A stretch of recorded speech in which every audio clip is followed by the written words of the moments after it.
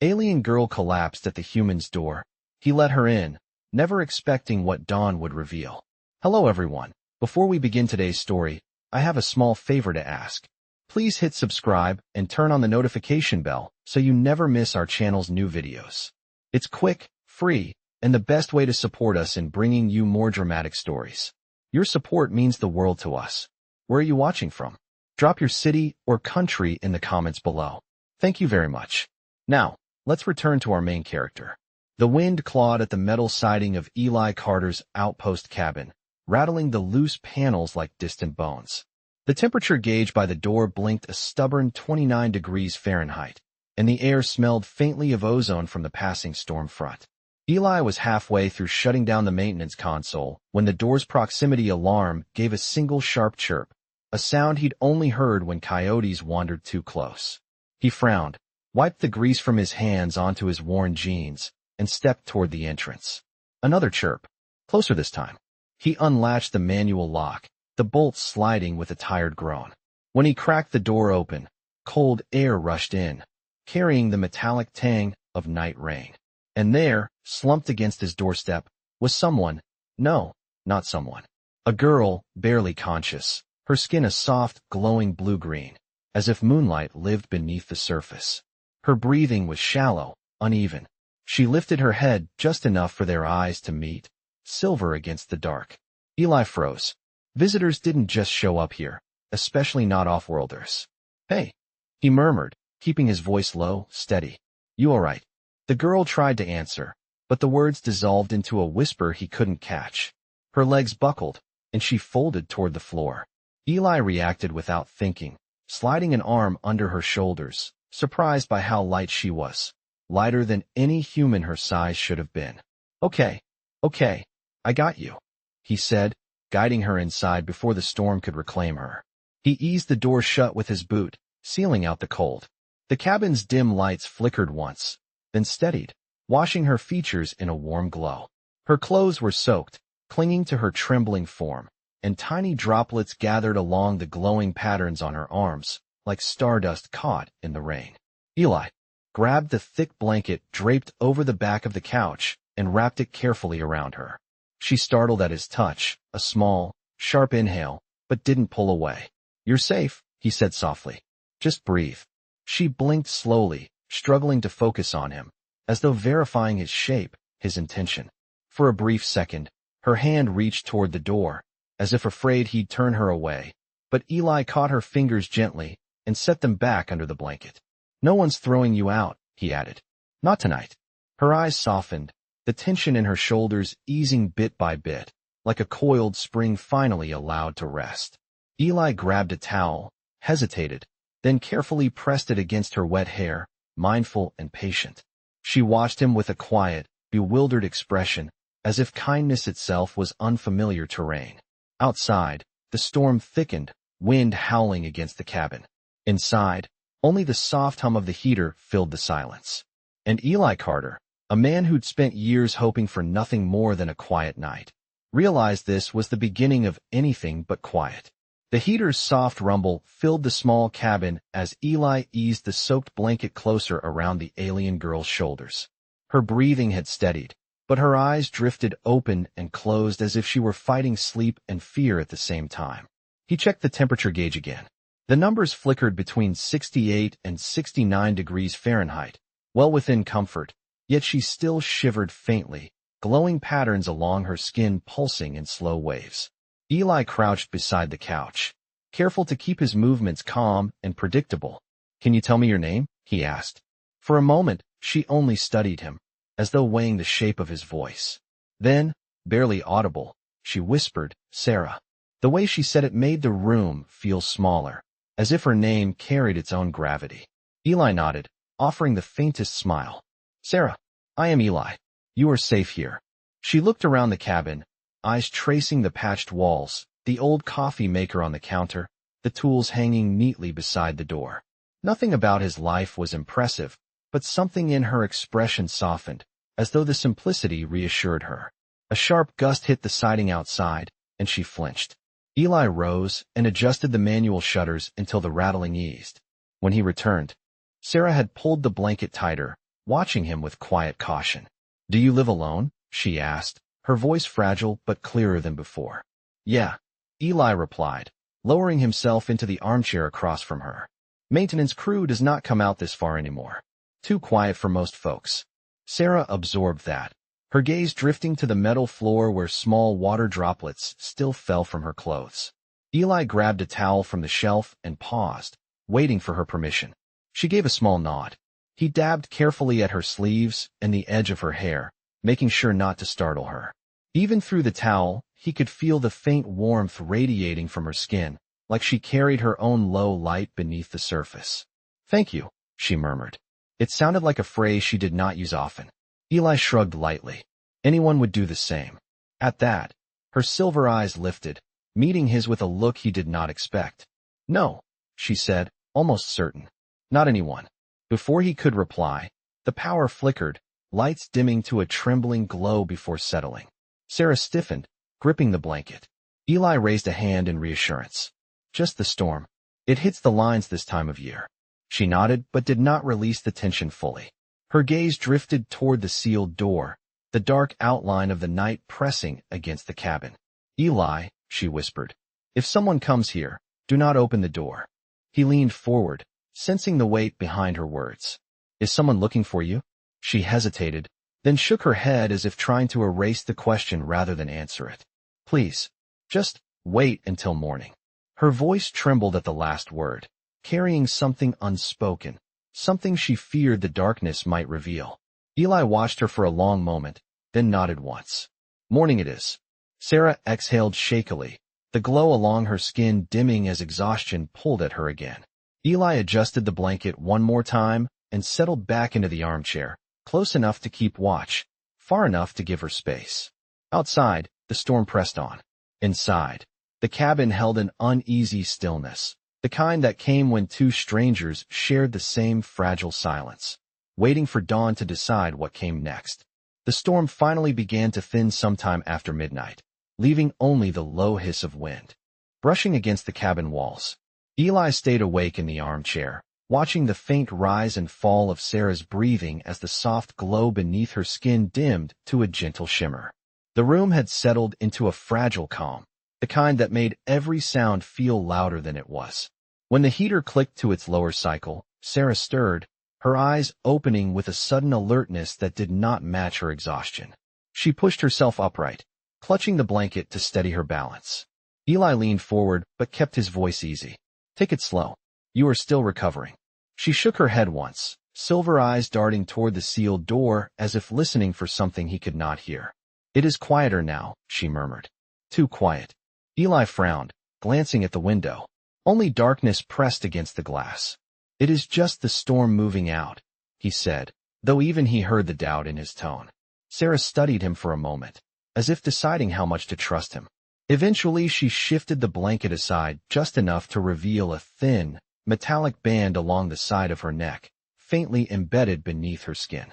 A soft blue indicator pulsed weakly along its edge. Eli felt his breath catch, not from fear, but from surprise. "Is that a medical device?" She hesitated before answering. "It is supposed to be a locator. For emergencies."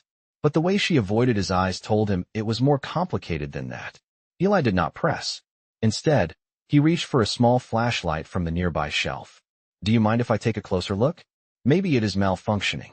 Sarah blinked, clearly startled that he would offer help rather than questions. Slowly, she nodded. Eli moved with deliberate care, lifting the light, but keeping his hands steady and open. The device was smooth, almost grown into her skin rather than attached. Not a piece of equipment he recognized, but the faint pulse along its edge flickered irregularly, like a weak signal struggling to stay alive. "Does it hurt?" he asked. "Not physically," she replied quietly. Her voice wavered, and she looked away as though embarrassed by the admission. Eli set the flashlight down. "Whatever this is, you are not dealing with it alone tonight." Sarah lowered her gaze, but he saw the small, grateful breath she released.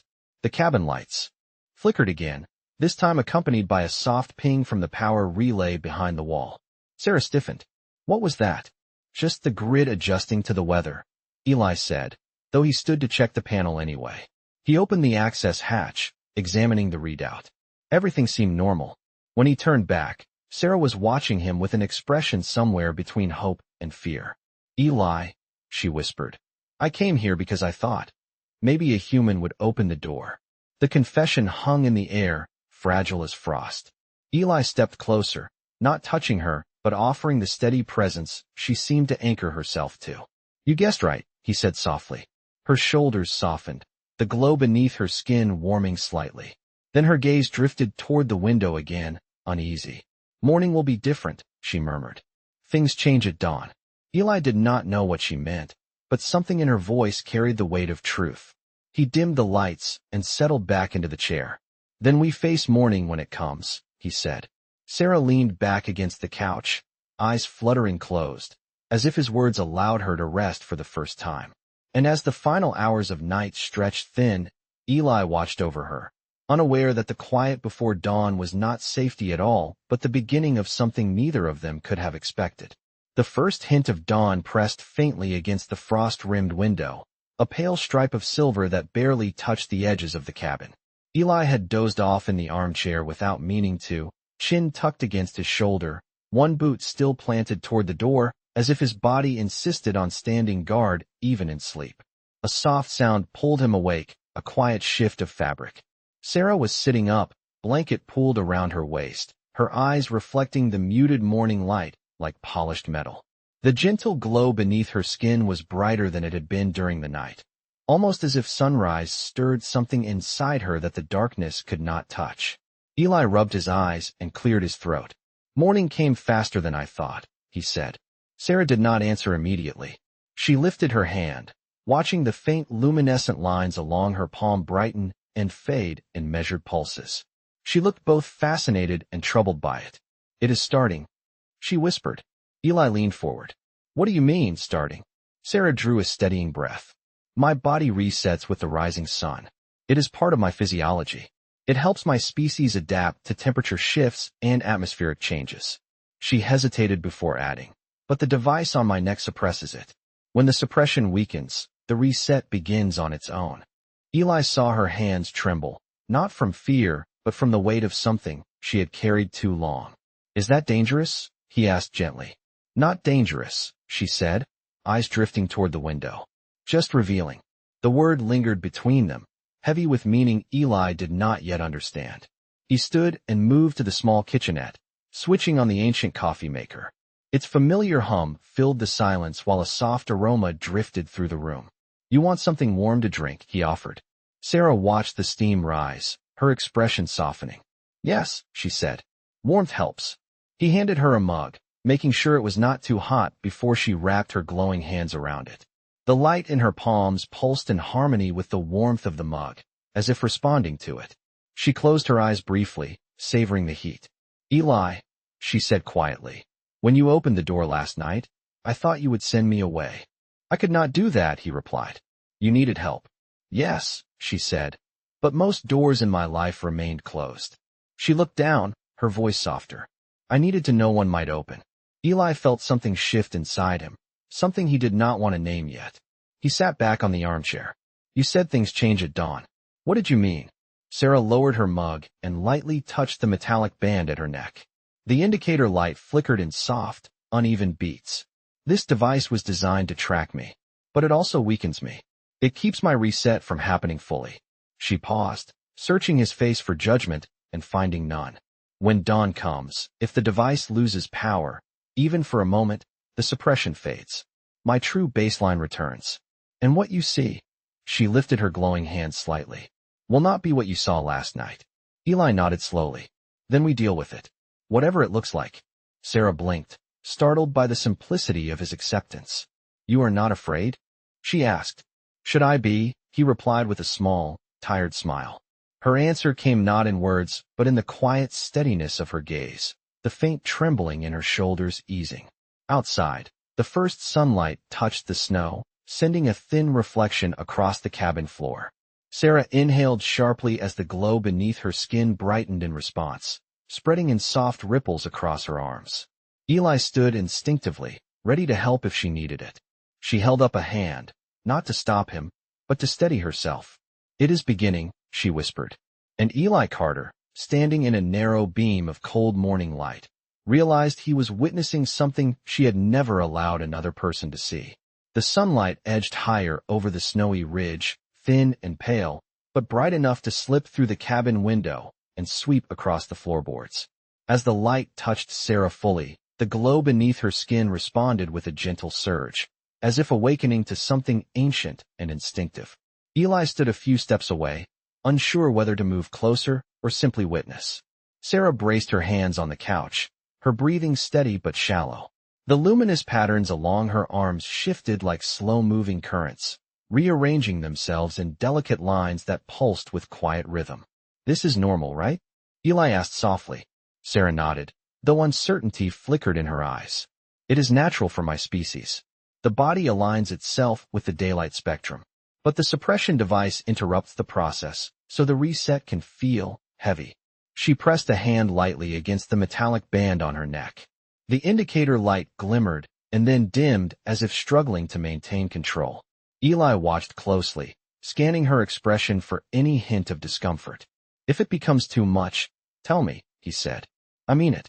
A faint smile touched her lips, brief but genuine. "You care more than you claim." "I am just trying to help," he replied. "That is what caring is," she whispered. Before Eli could answer, a soft chime sounded from the power relay. Not the sharp ping of malfunction, but a softer tone that signaled a temporary voltage drop. The cabin lights dimmed for a heartbeat. Sarah inhaled sharply as the indicator light on her neck flickered almost completely out. "Eli," she said, voice trembling, "the device is losing power." "Is that good?" he asked. "It means," she said, steadying herself against the couch, "that it will stop suppressing me for a moment." The glow along her skin brightened in slow waves, casting faint reflections across the walls. Tiny motes of light drifted from her hands like soft sparks before settling back into her skin. Eli had never seen anything like it. Sarah closed her eyes, and for a brief instant her features relaxed, as if some invisible weight had lifted. "This is what I am supposed to feel," she whispered. "My body remembers its baseline when the sun rises." "You look," Eli said, choosing his words carefully, "more like yourself." Sarah opened her eyes, and for the first time, her silver irises carried warmth instead of fear. She studied Eli with a tenderness he had not expected. "You are not afraid of what you see," she murmured. Eli shook his head. "Sarah, nothing about this is frightening. You are healing. That is all I see." Her breath wavered. Not with pain, but emotion she seemed unsure how to hold. She looked toward the window again, watching the sunlight creep higher. "When you opened the door last night," she said, "I was not sure the reset would happen at all. I thought the device had drained me too much." "But you made it," Eli said gently. "You got here in time." Sarah hesitated before meeting his gaze. "I came because humans sometimes choose compassion without reason. I needed one moment of that." The heater kicked on, sending warm air across the cabin. Eli stepped closer, careful and slow. "Then stay as long as you need." Sarah did not answer, but her shoulders eased, and the glow along her skin settled into steady, soft pulses. For a moment, neither of them spoke. The morning light expanded across the room, touching the edges of her face, warming the metallic band on her neck, revealing the quiet relief in her expression. "Eli," she whispered, not as a warning this time, but as something closer to trust. He looked at her, sensing the shift. The day had only just begun, but whatever it held, they were no longer strangers waiting for dawn. They were two people standing in the same fragile beam of light, watching the world change around them. The morning light settled gently over the cabin, filling the space with a muted gold that softened the edges of every surface. Sarah sat quietly on the couch, the blanket gathered around her like a small shelter. Her glow had steadied, forming calm, rhythmic pulses that reflected across the window glass in faint echoes. Eli watched her for a moment, not wanting to interrupt, but sensing something heavy in the way she held her hands together, fingers laced tightly, as if she were afraid they might shake. He moved toward the kitchenette, giving her a little space while still staying within reach. The coffee maker gurgled to life, filling the room with a familiar aroma. Sarah's gaze followed the rising steam, her expression thoughtful, almost wistful. "Humans rely on rituals," she said softly. "Warm drinks in the morning, sunlight through windows, the sound of something familiar. It brings you ease. Eli leaned back against the counter. Does your species not have rituals? Sarah hesitated, then shook her head slowly. We have cycles, not rituals. Our bodies adjust to the environment. Sunlight, temperature, atmosphere. We adapt. But comfort, she added in a quieter voice, is another matter. Eli brought her a fresh mug, letting her see the warmth before handing it over. She accepted it with both hands, her glow brightening where her palms touched the ceramic. Thank you, she murmured. He settled into the armchair across from her. You said things would change at dawn, that the device might show your true baseline. But you still look like you. Sarah gave a small, almost embarrassed smile. My appearance does not change drastically. It is my energy, my perception, my sensitivity to the world. Without suppression, I feel more. Sometimes too much. Eli nodded, taking that in. If it becomes overwhelming, you can tell me. You say that often, she replied. That I can tell you. That you will listen. Well, Eli said, scratching lightly at his jaw, I am here. And I am not going anywhere. Sarah looked down at the mug, watching the steam curl upward. Where I am from, she began slowly. Listening is not the same as understanding. People hear each other, but the words are measured, constrained. My voice never mattered enough for anyone to truly listen. When she lifted her eyes again, Eli saw something fragile there, like a memory she was afraid to touch. Then someone should, he said. Everyone deserves that. A soft chime sounded from the device on her neck. The indicator. Light flickered weakly and then steadied, though at a lower glow than before. Sarah's expression tightened. It is regaining power, she whispered. The suppression will return soon. Eli leaned forward, hands clasped. What does that mean for you? It means, she said with a quiet exhale, I will lose this clarity. The way I feel now. My thoughts will become muted. My emotions will fade into something manageable, but less real. She touched the side of her neck gently. It keeps me from drawing too much energy. It keeps me contained. Eli felt the air shift, a soft heaviness settling between them. And you have had to live with that your whole life? She nodded. It was meant to regulate me. But over time, it became a control. Eli's jaw tightened with a quiet resolve he did not announce. Sarah, he said gently, you do not deserve to be controlled. She studied him, her eyes reflecting both gratitude and fear. If the suppression returns fully, I may seem different. Not less myself, but quieter, distant. You must not think it is because of you. I will not, Eli said. I know who I am talking to. Sarah held his gaze, letting the warmth of his words settle around her like another blanket. Outside, the morning sun climbed higher, touching the frost on the ridge and turning it into threads of silver. Inside, the cabin hummed softly, holding its fragile peace. Sarah drew in a steady breath. Eli, she whispered, before the suppression resets, there is something I want to tell you. He waited, every sense attuned to her voice.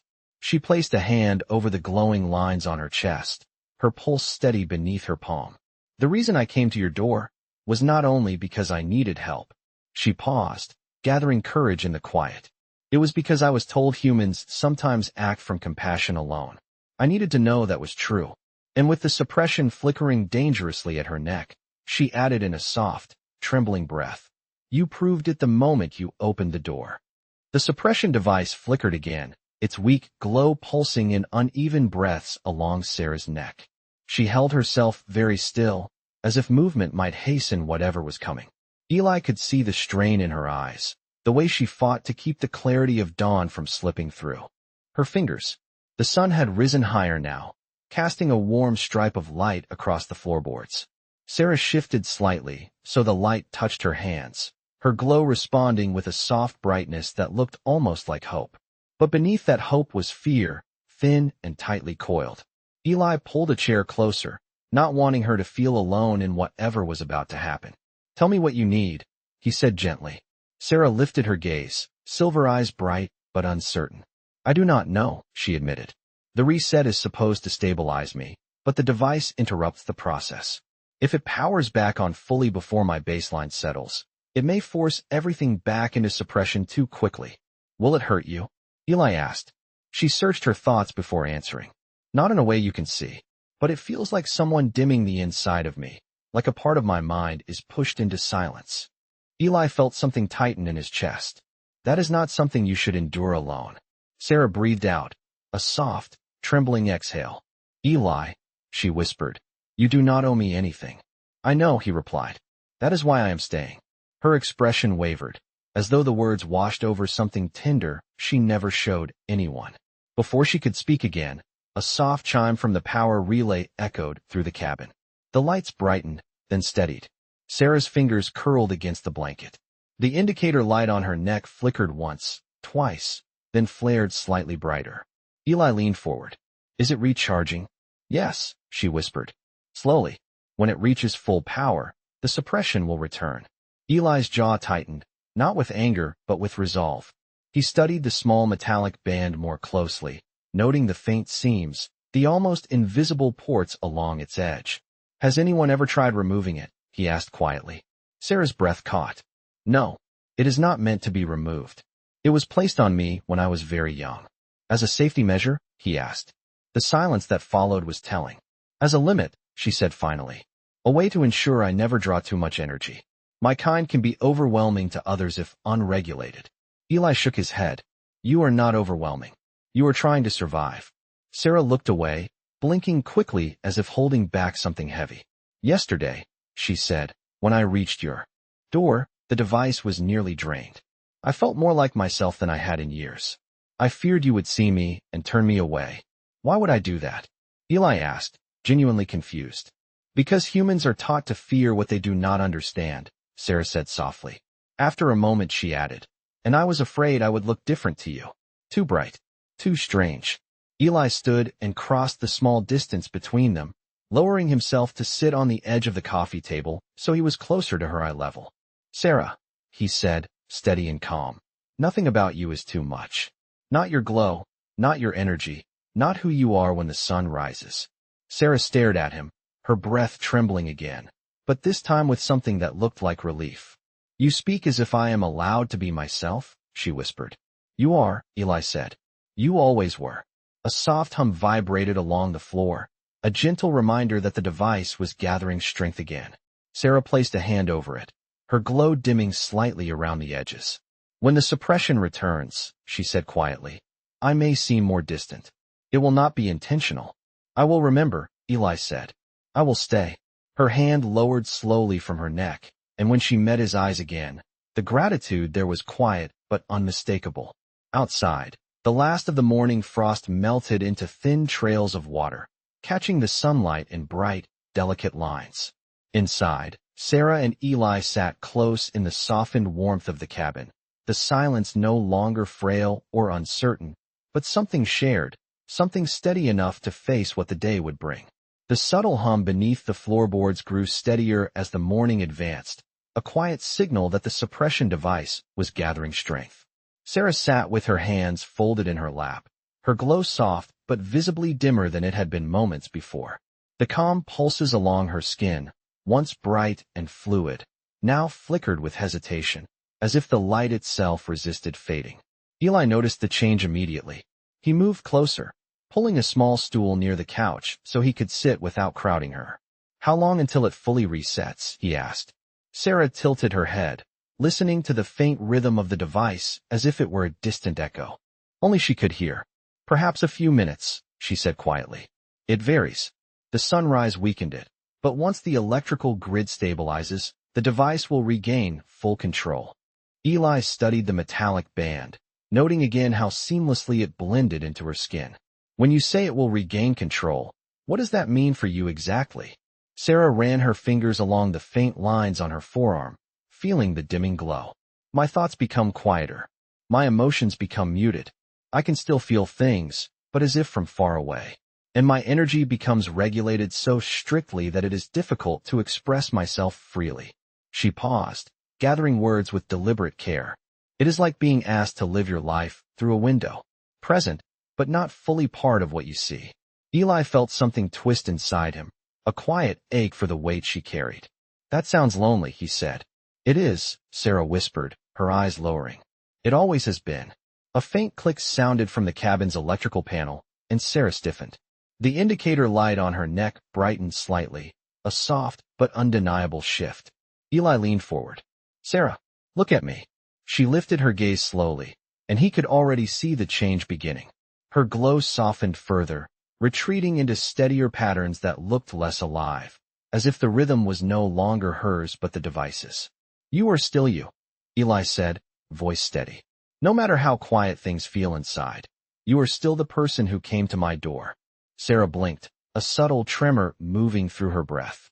When the suppression takes hold, it becomes difficult to speak without intention. Feelings become harder to show. "Then do not worry about showing anything," Eli replied. "I will know." The light on her neck flickered, then steadied. Sarah inhaled sharply as her glow dimmed once more. "It is starting," she said softly. Eli remained still, not reaching out, not pulling back, letting her decide what she needed from him. Her hands trembled faintly, then settled. The luminous lines that had danced across her arms earlier now held a single, uniform rhythm, calm and controlled. She breathed slowly, almost too evenly, the natural cadence replaced with something measured. Eli waited, watching her carefully. After several long seconds, Sarah lifted her eyes again. The brightness was different now, softer, as if a thin barrier had settled between her and the world. Yet she met his gaze directly. "I am still here," she whispered. "But it is quieter." Eli nodded. "Then I will be the noise you need." The smallest smile touched her lips, barely there, but real. "You speak as if my presence is not a burden," she said.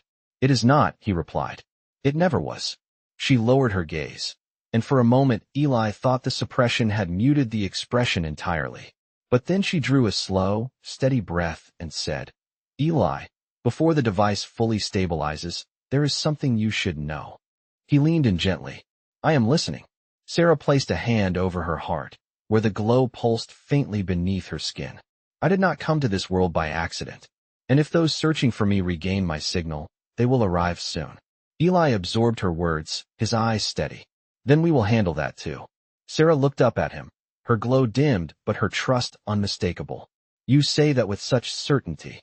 "Because I mean it," Eli said. "You are not facing any of this alone." Outside, the sun rose higher, brightening the snow-covered ridge, while inside the small cabin Sarah and Eli sat close in the quiet that followed, a silence deep enough to hold fear, truth, and the beginning of something neither of them had expected. The quiet inside the cabin grew dense, almost weighted, as Sarah's last words settled between them. Eli held her gaze, steady and unflinching, even as the subtle hum of the suppression device continued to strengthen. The glow beneath her skin had become a faint outline of what it had been at dawn, her energy now contained in calm, regulated pulses. But her eyes, even softened by suppression, still carried the truth she had been afraid to speak. "They will track the signal once it stabilizes," Sarah whispered. "If they have not already." Eli stood and walked toward the small window, parting the curtain just enough to scan the empty snowfield. The ridge remained still, blanketed in white, the sky painted in soft shades of pale blue and morning gold. Nothing moved. "No ships," he said quietly. "No patrols." "Not yet," Sarah replied. "But when the device reaches full power, the locator will activate again. It will send a pulse. They will know exactly where I am." Eli turned to her. "Then we will stop it from reaching full power." Sarah shook her head, her voice gentle but firm. "Eli, the device is integrated into my physiology. If it is tampered with abruptly, it could destabilize me. I cannot risk that." Eli exhaled slowly, grounding himself. "Then we will be ready when they arrive." Sarah stared at him as if she had never heard someone speak with such certainty. "You would stand with me," she said softly, "against people you know nothing about, for reasons you do not understand." "I am not standing against anyone," Eli replied. "I am standing with you." The flicker in her eyes was small but unmistakable, a quiet light that did not come from her glow. She looked toward the cabin door, her voice barely above a breath. "There is something you deserve to know before they come." Eli waited, the room holding its breath with him. Sarah touched the faint pulse of the device on her neck. "I am not just someone they want to retrieve. I am a conduit. My species channels environmental energy. We stabilize planetary systems. But that ability must be regulated, controlled." She searched his face, afraid of what he might think. "The device was placed on me so I could be part of a program. Not as a volunteer. As property." Eli felt the words like cold air moving through the room. "Sarah, he said quietly. You are not property. Her eyes shimmered once, the closest thing she could manage to tears under suppression. Last night, when I reached your door, the device was failing. For the first time in my life, I felt what it was like to exist without limits, to feel my emotions without a filter, to choose my own thoughts. It felt like freedom. She paused, her voice trembling. And I was terrified that when you saw me like that, you would close the door. Eli stepped closer, stopping just in front of her, close enough that she could see his sincerity without needing to feel it. I do not care what they call you, he said. I do not care what they expect from you. When you came to my door, you were a person who needed help. And I opened it. The device pulsed sharply, a brighter glow signaling it was seconds from full stabilization. Sarah inhaled tightly, bracing herself as if for an internal shift.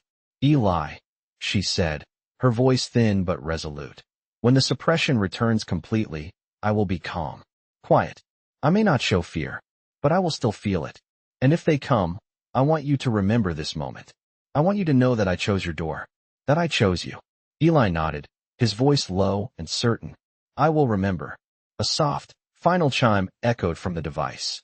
The glow along Sarah's skin dimmed into a steady, regulated cadence. Her breath eased into a smooth, even rhythm. Still herself, but quieter. Encased. The cabin fell silent. Outside, sunlight swept across the snowfield in a slow, golden wash. And just as the warmth reached the edge of the porch, a distant shimmer crossed the sky, faint but unmistakable, like the ripple of a ship entering the atmosphere far beyond the ridge. Sarah looked toward the window, her voice calm, but carrying a truth that cut through the quiet. Eli, she whispered, they have found me.